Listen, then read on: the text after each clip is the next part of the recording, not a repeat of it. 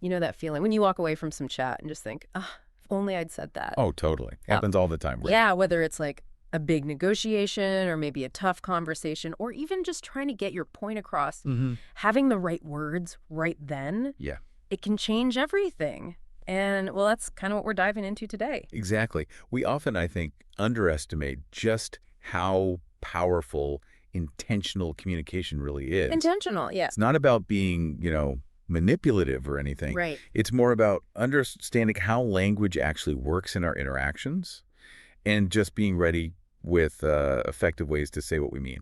And that brings us neatly to our source for today, Exactly What to Say for Real Estate Agents by Phil M. Jones. Okay. Now, hang on, even if real estate isn't your thing, seriously, stick with us. Yeah, definitely. Because this book is just jammed with principles about communication, about influence that honestly apply everywhere. Absolutely universal stuff. Think of this as like your shortcut, your cheat sheet maybe, to being more persuasive, more confident in pretty much any conversation. And Jonah's main argument, it's simple, really, but kind of profound. Yeah. He basically says, in most interactions, winning or losing. Well, it just comes down to how well you communicate. Huh. Simple as that. Pretty much. Knowing exactly what to say, Right. and crucially, when to say it, that gives you a real tangible edge. Okay. And there are others who vouch for this, right, in the foreword. Yeah, Jimmy Mackin and Chris Smith from Curator, Mm. they talk about seeing these magic words from Jones' work firsthand. Magic words, I like that. And that's why they pushed for this version specifically for real estate folks. Gotcha. And it's practical too, not just theory. Oh, definitely. The book even has a field guide, marketing Mhm. swipe files, things you can literally just pick up and use. Nice. Okay, so our mission today for everyone listening, Let's hear it. we want to pull out the really impactful, actionable stuff from this book, give you some of these magic words, these strategies that you can use like today. Right away. Yeah. To feel more confident, get better results, in your day-to-day life without needing to read the whole thing or get overwhelmed. Okay, let's do it. So this idea of magic words, Jones makes a really critical point early on. He says, the worst time to think about the thing you are going to say is in the moment you are saying it. So true. How many times have we all done that? Just stumbled, wished we'd prepared constantly. And that's where these magic words fit in. He calls them sets of words that talk straight to the subconscious brain. The subconscious. Okay, so not the logical thinking part. Not initially, no. Okay. He explains our subconscious is like this super fast processor, making quick yes or no decisions. Based on patterns, emotions, it doesn't really sit there and analyze things at first. So certain words trigger that faster part of the brain? That's the idea. By using specific language, you can tap into these like existing mental pathways, almost bypassing the analytical bit for a moment. Interesting. And this, Jones says, gives you a fair advantage in conversation. A fair advantage. Okay. It's just about speaking the language that resonates, on that deeper level. And a lot of these magic words, they lead into questions, right? Yeah, a huge number of them are basically prefacers or lead-ins to better questions. Because, as the book really hammers home, it is the person that is asking the questions that is in control of the conversations. That makes sense. When you're asking, you're guiding it. You're steering the ship. Exactly. You're directing things, finding out what you need to know, and sort of leading towards, whatever the goal is, a decision, understanding. Right. And questions are how things move forward. Precisely. Jones lays it out really clearly. Questions start conversations. Conversations build relationships. Relationships create opportunities. Opportunities lead to decisions. Wow. Okay, so it's like a chain reaction. It is. So mastering how to ask good questions, often using these magic words to frame them, that's fundamental. Okay, let's dig into some specifics then. Where does the book start? What's the first one? The first one is deceptively simple. I'm not sure if it's for you, but... I'm not sure if it's for you, but okay, how does that work? Well, the magic is how it immediately lowers someone's guard. Ah, because you're not pushing. Exactly. When you say, I'm not sure if it's for you, it signals, hey, no pressure here. And weirdly, that can actually make people more curious. Huh. Like, what am I potentially missing out on? Kind of. Our brains are wired that way. And Jones points out the but is really important too. Okay. After you say it might not be for them, the but is like this gentle nudge. It makes them think, okay, maybe you might want to look at this. Right, but flips it slightly towards value. Exactly. So how can you use this? Say you found an article a colleague might like. Instead of just sending it. Right. Instead of, hey, check this out, you can say, hey, I'm not sure if it's for you, but I saw this piece on team collaboration. Thought it might connect with that project you're on. Much smoother, less demanding. Totally. Or offering help, right? I'm not sure if it's for you, but I've actually got a bit of free time this afternoon if you need an extra pair of hands on anything. Opens the door, no obligation. I like that. And the book says this approach is basically rejection-free. Rejection-free. Yeah, because you're not asking for a hard yes or no. And even if they say no thanks, it creates a little memory pegging. They might remember your offer later. Okay, cool. What's next? Next up is shifting focus, using the question, who do you know? Who do you know? Okay, tell me more. This is a really powerful way to expand your reach, find opportunities, but without directly asking the person you're talking to for something specific. So instead of asking them if they're interested. Exactly. Mhm. The book points out that just asking everyone you meet directly, hey, do you need my services or whatever, Mhm.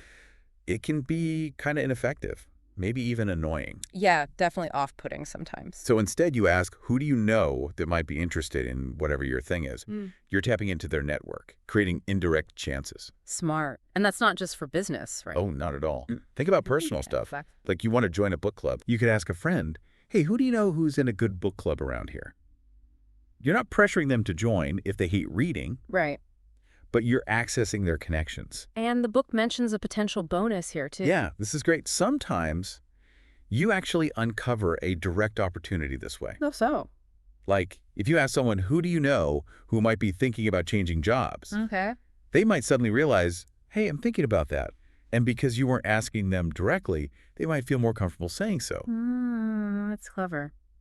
Okay, what's number 3? Number 3 is using the preface, open-minded. Just the word. Or a question. Usually is a question, Yeah. how open-minded are you? Asking this before you introduce a new idea can seriously boost how receptive they are. Really? Why does that work? Well, the big point is that pretty much everyone likes to think of themselves as open-minded. Right. Yeah, I guess so. Nobody wants to be seen as closed off. Exactly.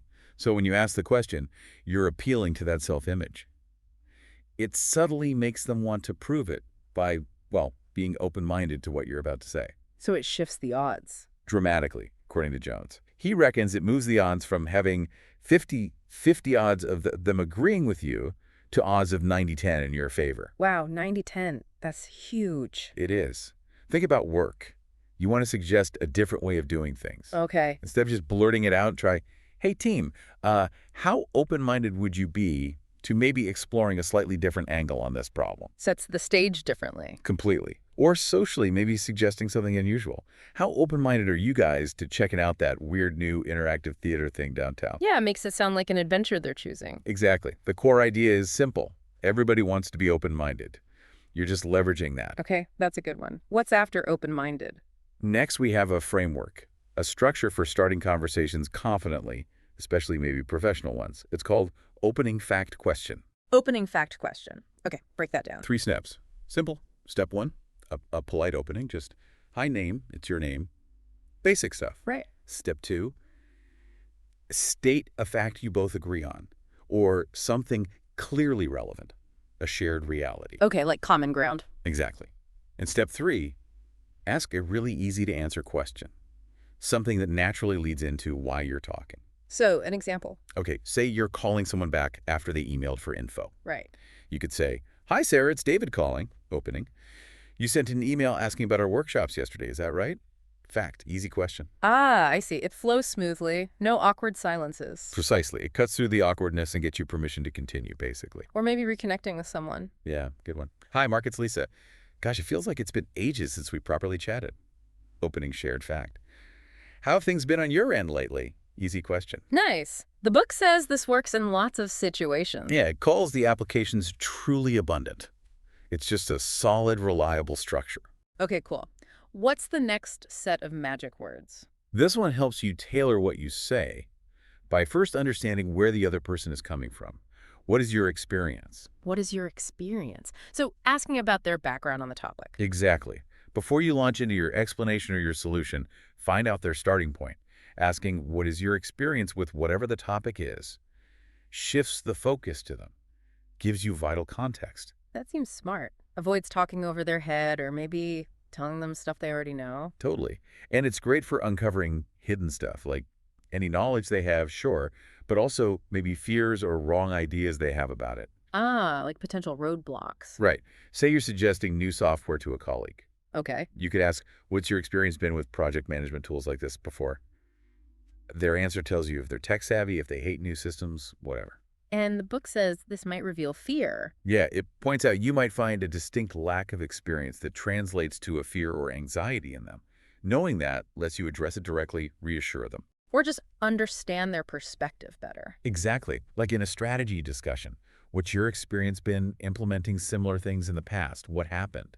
It grounds the conversation in reality. Makes sense. Okay, moving on. Next up, how important is it? This is all about figuring out priorities. How important is it? Seems straightforward. It is, but the book suggests adding a little tweak for extra clarity. Oh, yeah. Use a scale, 1 to 10. Ah.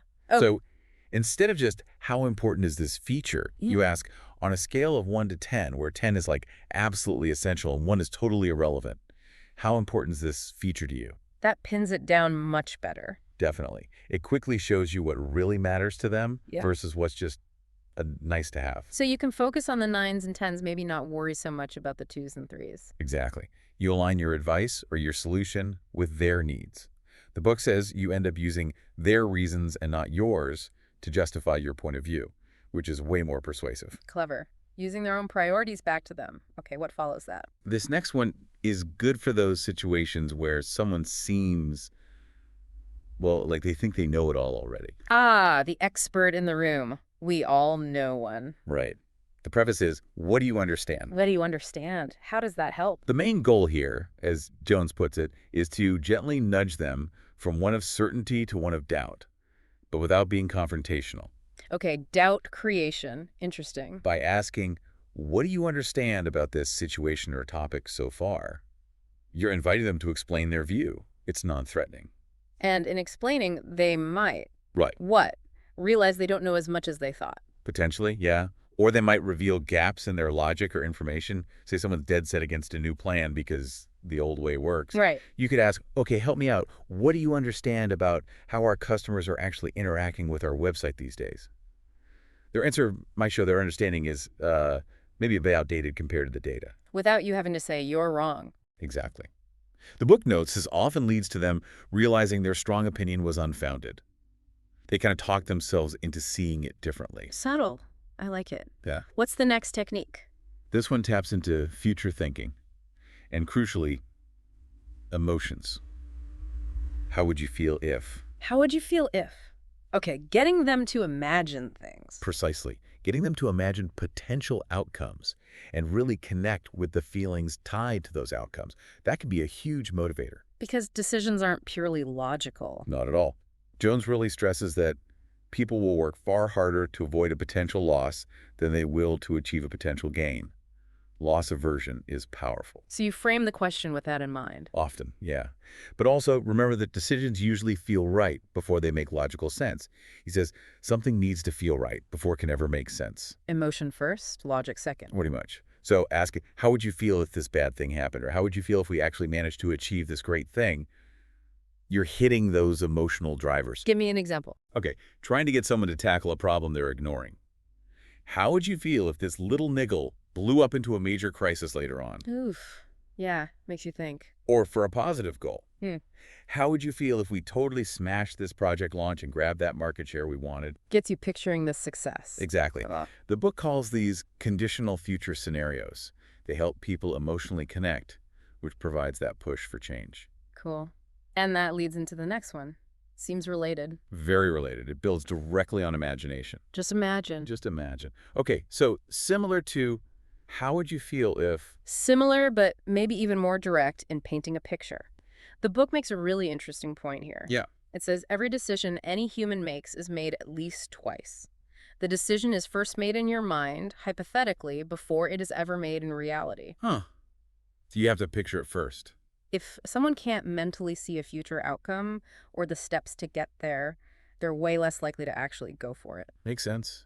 Hard to aim for something you can't even visualize. Right. So starting with just imagine. prompts their subconscious to start building that mental movie. And then you guide the movie. You paint the scene for them, either the good stuff they want or the bad stuff they want to avoid. Just imagine the relief when this project is finally done and dusted, or just imagine the headaches if we don't sort this out now and things get worse. So you're basically directing their internal film. Kind of. The book says creating pictures in the minds of others is done by telling stories. You're telling a mini-story about their potential future. Okay, powerful stuff. What's next in the toolkit? This next question introduces a bit of uncertainty, which can actually be really persuasive. How certain are you? How certain are you? Interesting. You use this when someone seems too sure of themselves. Exactly.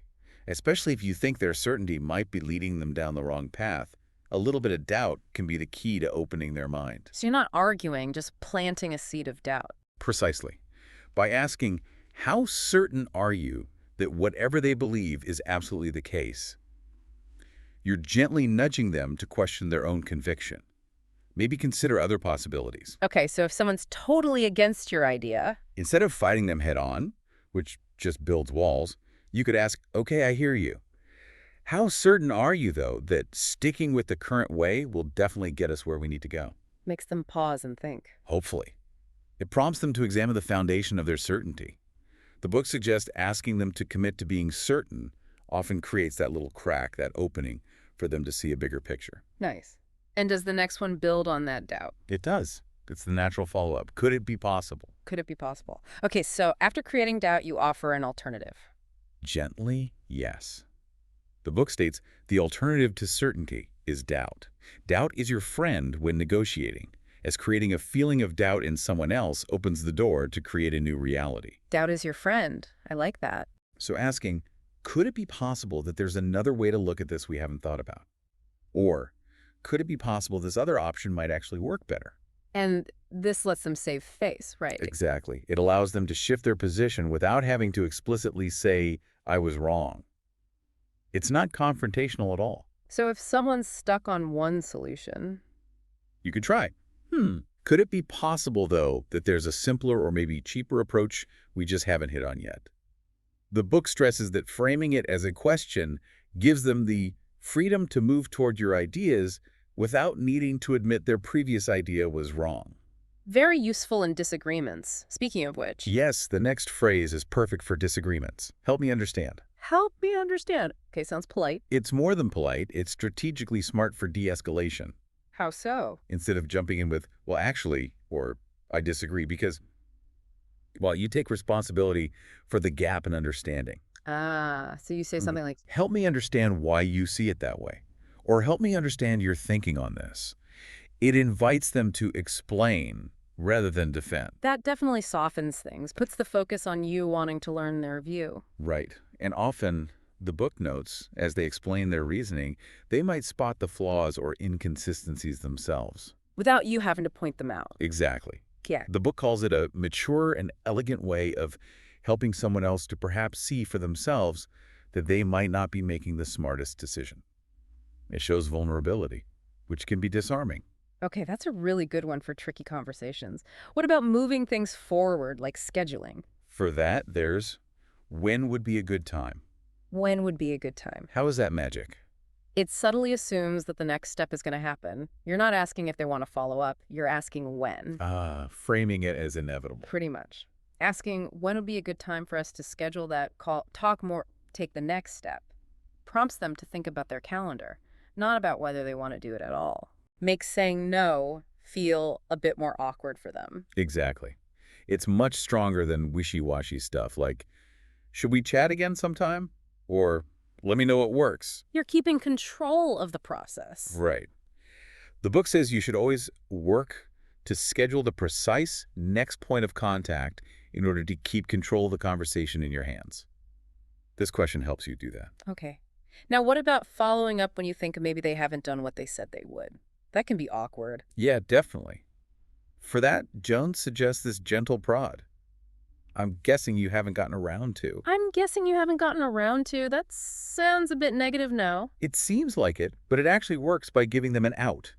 It lets them save face. How? By starting with, hey, I'm guessing you probably haven't gotten around to doing that thing yet, You're addressing the likely delay without sounding like you're chasing or blaming them. Okay, so you're kind of preempting their excuse. Exactly. The book says it often disarms them because you've already voiced the negative scenario they might have been preparing. So what happens? They either say, actually, I did, which is great. Right. Or they confirm they haven't, but now feel a bit more obliged to recommit or explain why not, Yeah. because you weren't accusatory.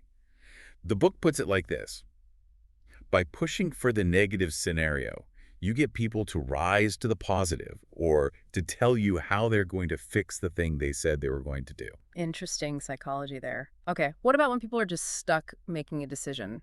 Indecisive. Ah, yes. For that, try offering structure with you have 3 options. You have 3 options. Why 3? Seems to be a number the brain handles well. It narrows things down without feeling too restrictive, helps cut through the overwhelm. So you literally say, Okay, as I see it, you have 3 main options here. And then you lay them out. is there a strategy to how you present them? Definitely. The book suggests outlining them clearly, and often you position the one you think is best, or the one you prefer, as the third option. Why less? It tends to stick in the mind better, the recency effect. Yeah. You build up the value towards it. And then Jones suggests finishing with another magic word phrase. What's going to be easier for you? Ah, guiding them towards the path of least resistance, which you've just framed as your preferred option. Exactly. It simplifies their choice right down. Clever. Okay, what if you need a quick decision, maybe based on identity? For that, there's 2 types of people. 2 types of people. Sounds a bit polarizing. It is, and that's the point. Asking someone to basically pick which category they fall into prompts a really fast decision, often based on their self-perception. How do you phrase it? You start with something like, there are basically 2 types of people in this world.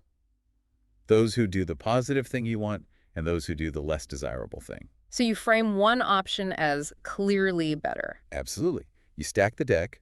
The book gives examples like, there are 2 types of people. Those who grab opportunities when they arise and those who kind of look back later wishing they had. Ouch. Makes you want to be the first type. Right. It pushes for that quick self-identification with the positive choice. Okay. What about building connection early on? Rapport. For that, try. I bet you're a bit like me. I bet you're a bit like me. How does that work? It subtly suggests you share common ground experiences, feelings, goals. It creates an instant mini connection. It makes it harder for them to disagree later. That's the idea. If you start with, I bet you're a bit like me, you probably want some common, reasonable goal. Or, I bet you're a bit like me. You find some common frustration annoying. They're likely to nod along. Usually, yeah. It builds that early agreement. The book says these words, I bet you're a bit like me, often get a comfortable yes, making later suggestions feel more natural. Establishing commonality first. Smart. What about logic, cause, and effect? For that, you leverage a structure we all know. If, then.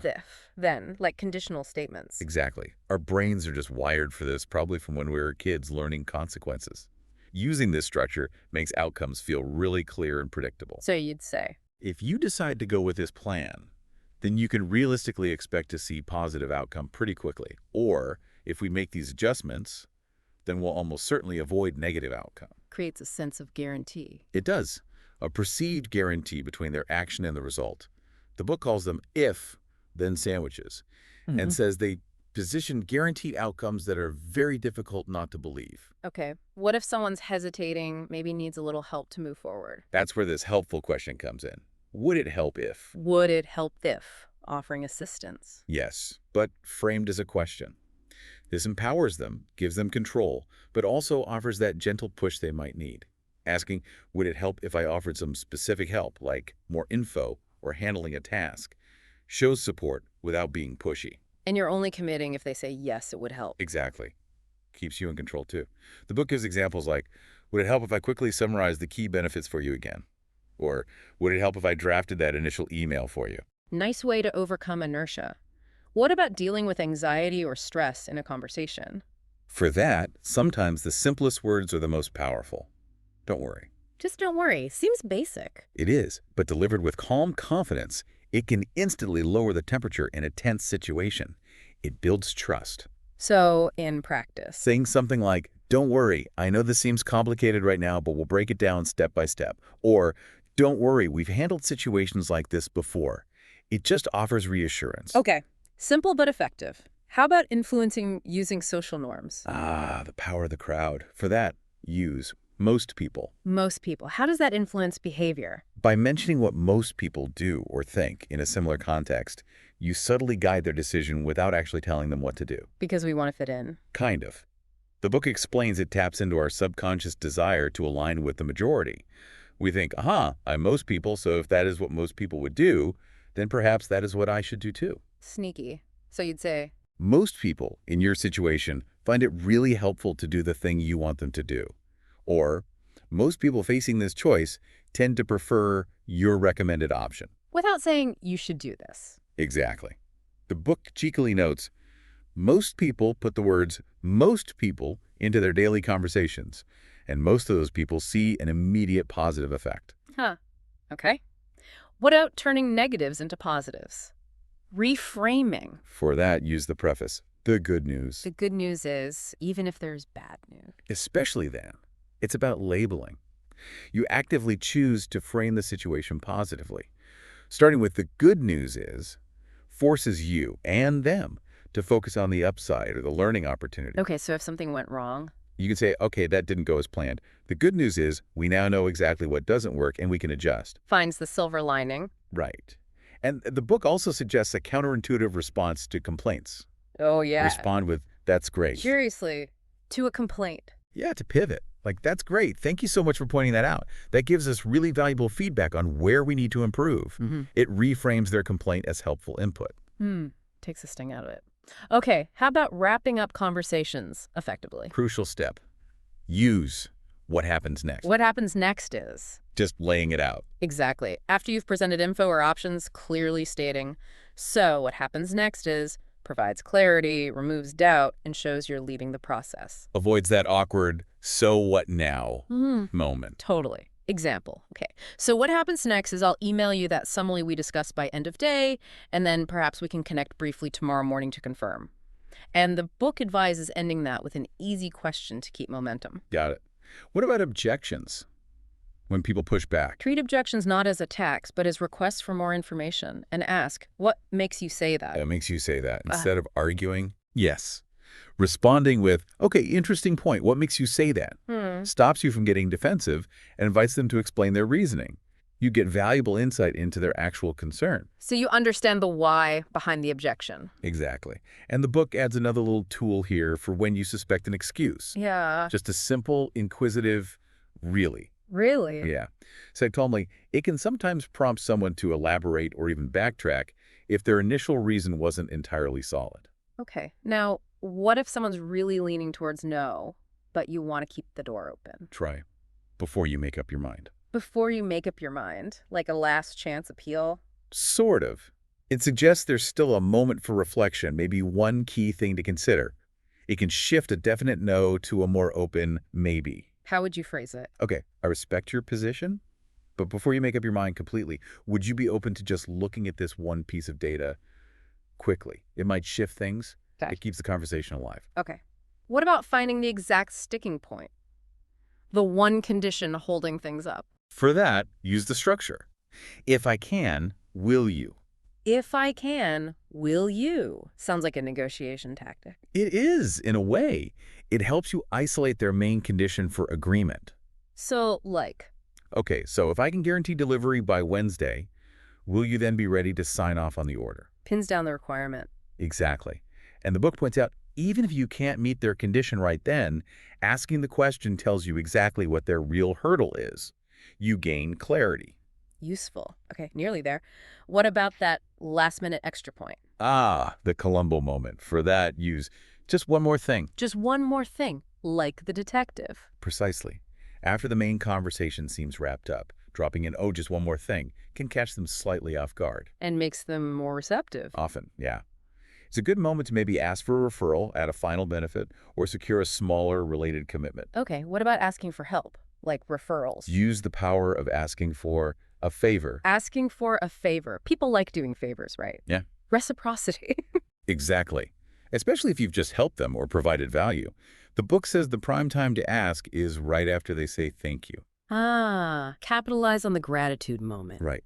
And it offers a framework. Start politely. Maybe you couldn't do me a small favor, could you? Then gently guide them towards thinking about who they know that might benefit from what you offer. Nice structure. Okay, follow-ups. How to start those well. Ditch the weak, just checking in. Start strong with, as That promised. is promise. So, referencing your previous commitment. Exactly. Hi, again, as promised, here is that information we talked about. Hmm. Or, as promised, following up on our conversation. It immediately shows you're reliable and provides value. Sets a much better tone. Definitely sounds more professional. What about digging into those vague stalls, like, I need to think about it? For that, use the gentle probe.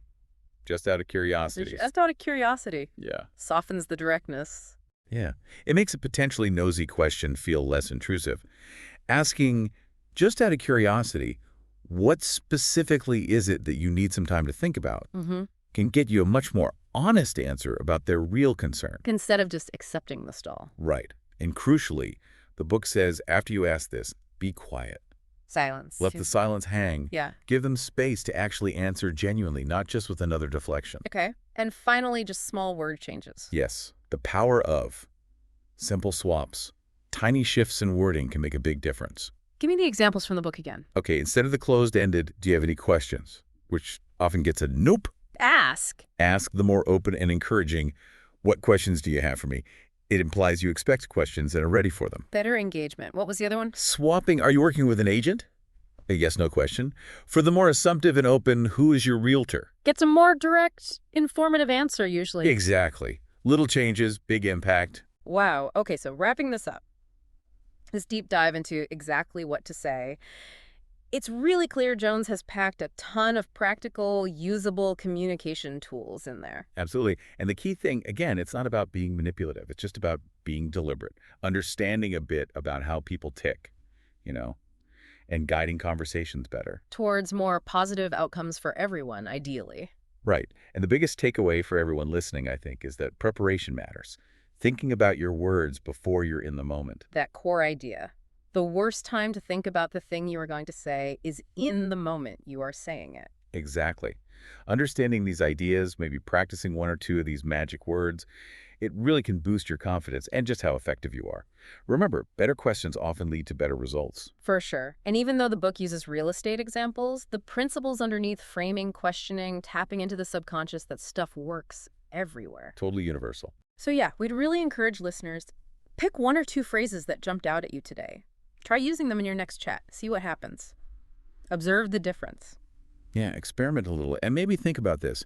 How could being more conscious, more intentional with your words in every conversation, big or small, how could that actually change your relationships, your results? Oh, good question. Like, what conversations have you maybe been putting off just because you weren't sure what to say? Could knowing the right phrase be the key to unlocking something new?